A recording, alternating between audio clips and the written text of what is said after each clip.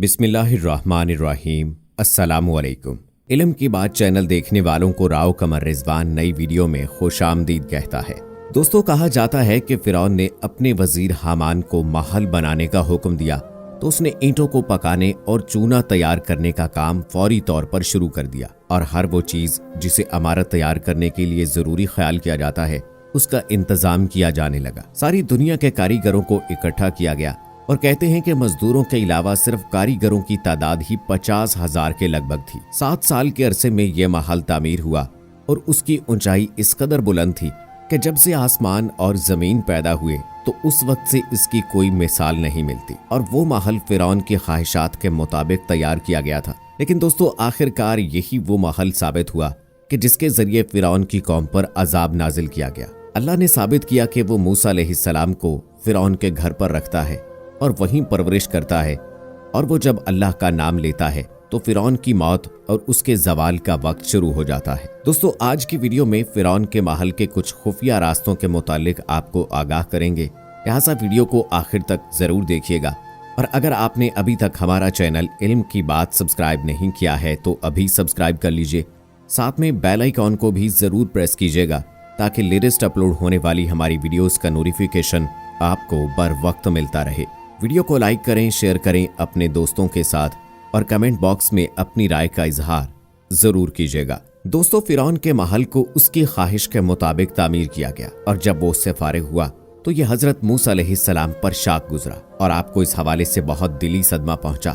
پس اللہ نے حضرت موسیٰ علیہ السلام کی طرف وحی بھیجی کہ اس کو ترک کر دو، اس کے بارے میں مت سوچو، کیونکہ میں اسے ایک لمحے میں برباد کر دوں گا۔ فرعون اور اس کے خاص لوگ محل کی چھت پر چڑھ کر آسمان کی طرف تیر پھینکنے لگے۔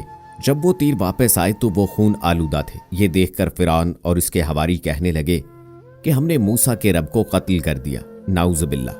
اللہ نے جبرائیل علیہ السلام کو حکم دیا تو انہوں نے اپنا پر مار کر اس محل کے 3 ٹکڑے کر دیے۔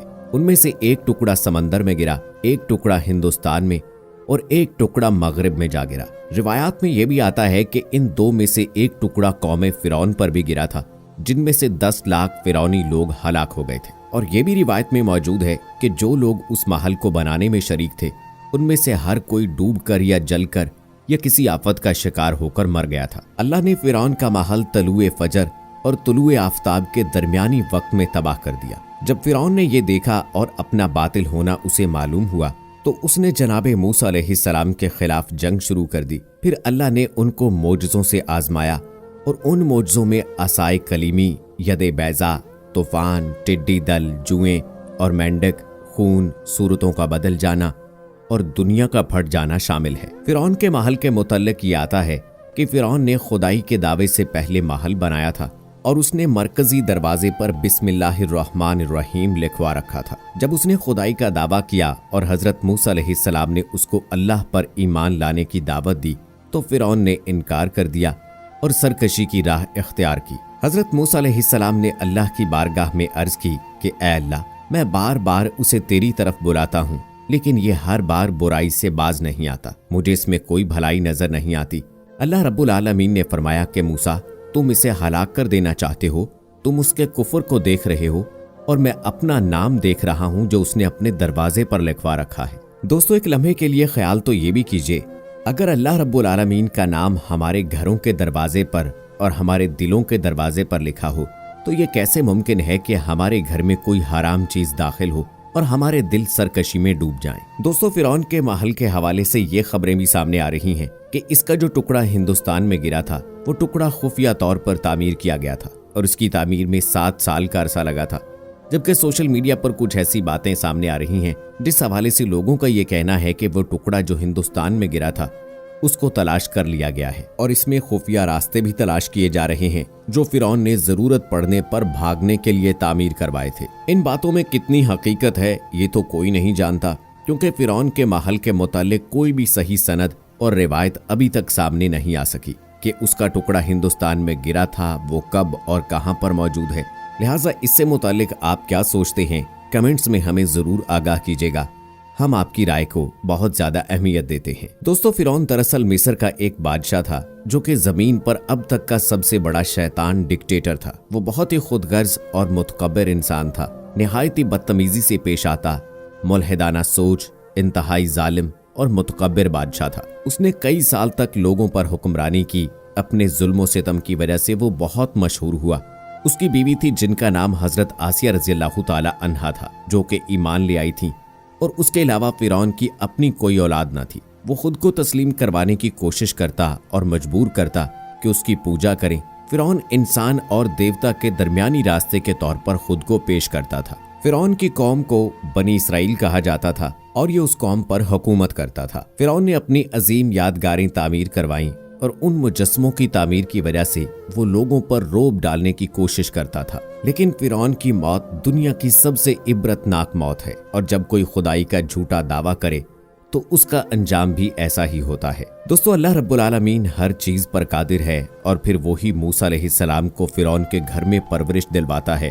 फिरौन का जवाल तो उस वक्त शुरू हो गया था कि उसने ख्वाब में देखा था कि बैतुल मक़दस की जानिब से एक आग निकली है और उसने तमाम इलाके को अपने कब्जे में ले लिया है और तमाम बनी इसराइल को जलाकर राख कर दिया है। फिरौन ने जब उसकी ताबीर पूछी तो पता चला कि मिस्र में बनी इसराइल में एक बेटा पैदा होगा जो कि फिरौन की हुकूमत को खत्म करके फिरौन को नेस्तो नाबूद कर देगा। लिहाजा फिरौन ने बनी इसराइल में पैदा होने वाले हर लड़के को कत्ल करने का हुक्म जारी कर दिया। हजरत मूसा अलैहिस्सलाम की वालदा ने हजरत मूसा अलैहिस्सलाम को फिरौन के डर से संदूक में बंद किया और पानी में डाल दिया, और अल्लाह रब्बुल आलमीन से दुआ की कि ऐ मेरे मालिक, तू मेरे बेटे की हिफाजत करना।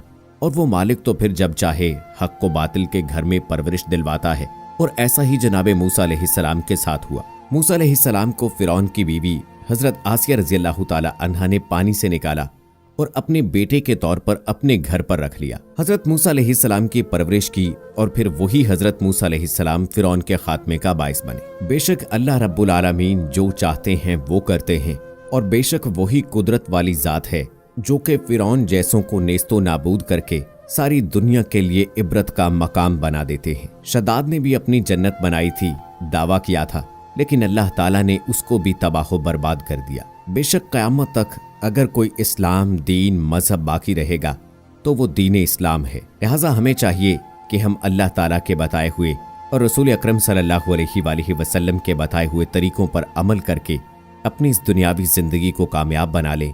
ना सिर्फ इस दुनियावी जिंदगी को, बल्कि उन तरीकों पर अमल करके हम अपनी अब्दी जिंदगी को भी संवार सकते हैं। अल्लाह से दुआ है कि जब हमारा वक्त आखिर आए तो हमारा ईमान पर खात्मा हो। आमीन सुम्मा आमीन। दोस्तों, कमेंट बॉक्स में आमीन लिखकर आप भी हमारी दुआ का हिस्सा बन जाइए, और मुझे अगली वीडियो तक इजाजत दीजिए। फी अमानिल्लाह।